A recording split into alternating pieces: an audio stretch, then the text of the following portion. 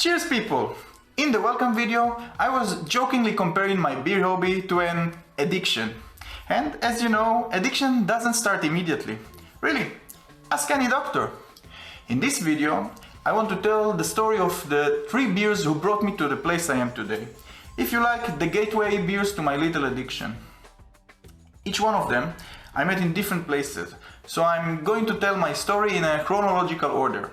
So hold tight, we'll start immediately, after the intro slide.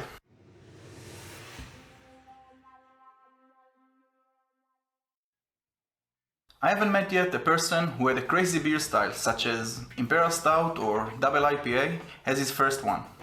Most of the people, even beer geeks, probably started with the most common style, Classic Lager, or, in other name, a Pils.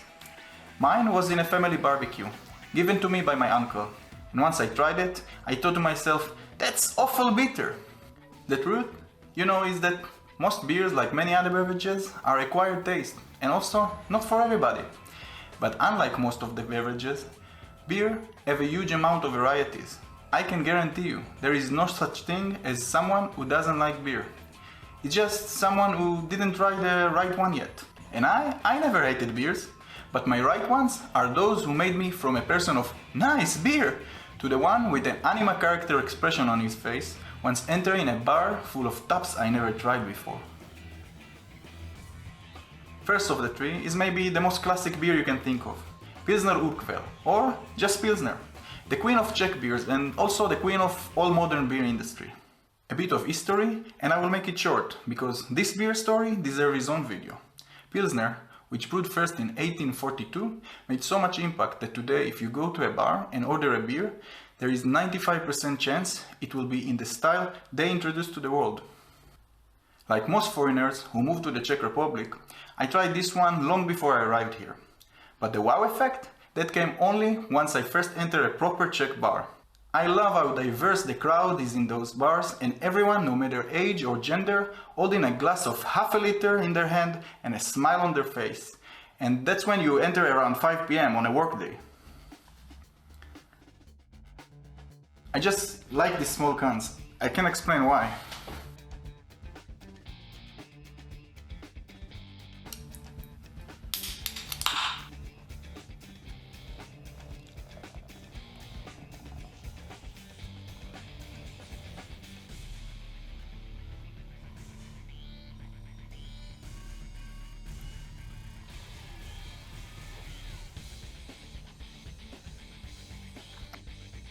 No need to tell much about this beer style, but something that I love about this brand is the honey-like taste which comes along with the bitterness in the end. It's very subtle and I just love it. This beer is so amazing fresh out of the keg, and even more so from the wooden barrels which you can taste only in their visitor center.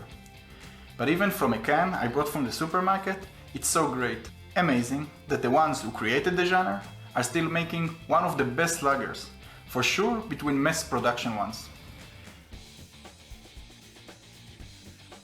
The next one comes from Scottish Brewery, maybe one of my favorites. This beer is also pretty easy to get worldwide, almost as the Pilsner.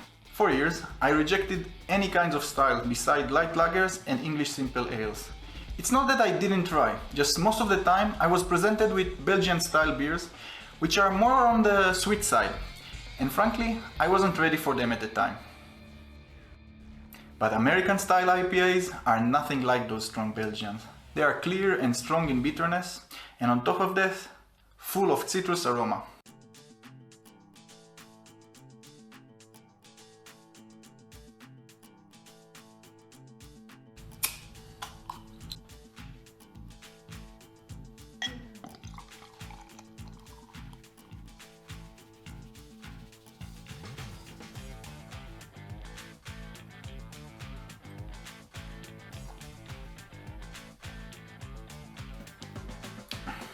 I fell in love with this one from the first moment.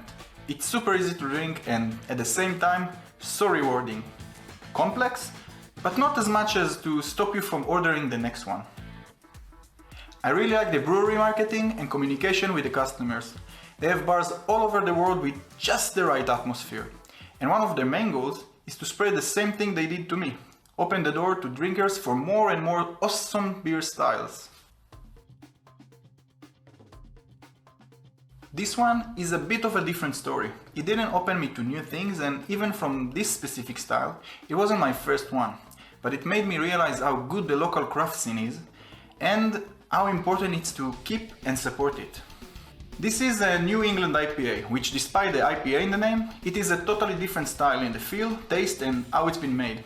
This style took the world by storm in the last few years, so much that many beer geeks already got tired of it and went back to more traditional types. It's a great drink, a bit less bitterness and a lot more mouthful and tropical fruit aromas.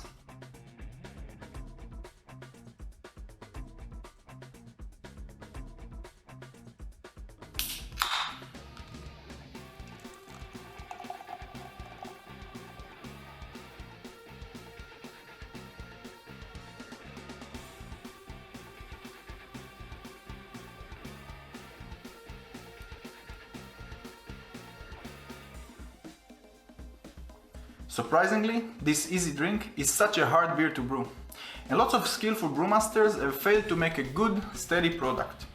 I am happy to say that here, in the Czech Republic, there are already few breweries that really make it right.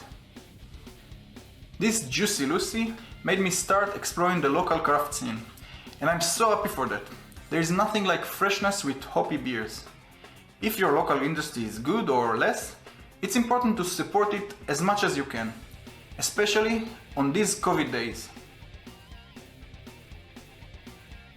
So, thanks for having those three with me.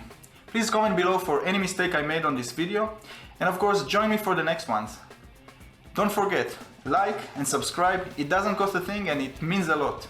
And remember, never drink alone. Instead, come and have a beer with Tamir.